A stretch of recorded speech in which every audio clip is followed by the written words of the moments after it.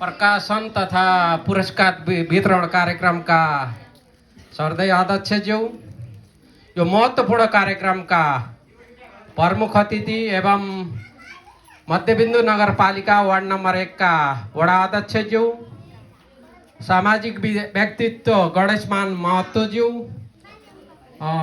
वडा सदस्यज्यू, देशमा आसीन सम्पूर्ण अतिथिगण, अभिभावकज्यूहरू र शिक्षक शिक्षिकाज्यूहरू, प्यारा विद्यार्थी भाइ बहिनीहरूमा म सर्वप्रथम त रेशम फिरिरी नेपालको तर्फबाट र मेरो व्यक्तिगत विद्यार्थी भाइ बहिनीहरूलाई हौसला प्रदान गर्ने र अभिभावकहरूलाई पनि हौसला प्रदान गर्ने र यो रिजल्ट अत्यन्तै महत्त्वपूर्ण कार्यक्रममा, रिजल्ट प्रकाशन कार्यक्रममा हाम्रो संस्थालाई आमन्त्रण गरी यो हौसला प्रदान गर्ने अवसर दिनुभएकोमा सर्वप्रथम त विद्यालय परिवारलाई हार्दिक आभार व्यक्त गर्न चाहन्छु।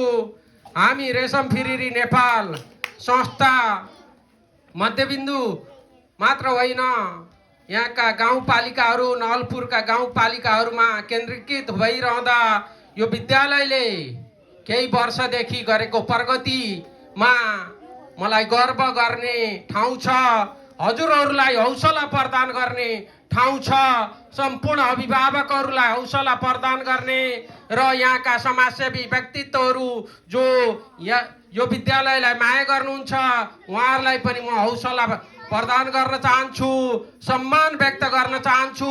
एउटा विद्यालय, एउटा सामुदायिक विद्यालय जहाँ अनेकौं समस्याहरू हुन्छन्, यहाँका सामाजिक व्यक्तित्वहरूले धेरै कुराहरू परिपूर्ति गर्नुहुन्छ, डोनरहरू खोज्नुहुन्छ र यहाँ आफै पनि सहयोग गरेर अक्षय कोष निर्माण गर्नुहुन्छ र यो विद्यालय मध्यबिन्दुकै नमुना विद्यालयको रूपमा अगाडि बढिरहेको अनुभूति मलाई भएको छ। सर्वप्रथम त म यो विद्यालयलाई हार्दिक बधाई भन्न चाहन्छु। यो विद्यालय मध्यबिन्दुकै उत्कृष्ट विद्यालय भएकोमा मलाई पनि गर्व लागेको छ।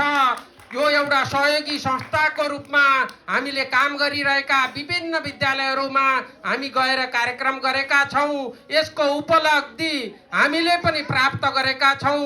यो विद्यालयलाई अगाडि बढाउन हाम्रो पनि महत्त्वपूर्ण जिम्मेवारी हुनेछ र आगामी वर्षहरूमा अब शैक्षिक सत्र 83 सुरु हुँदैछ। अब हामी शैक्षिक सामग्री लिएर हजुरहरूका बालबालिकाहरूलाई हौसला प्रदान गर्न यहाँ आउँदैछौँ।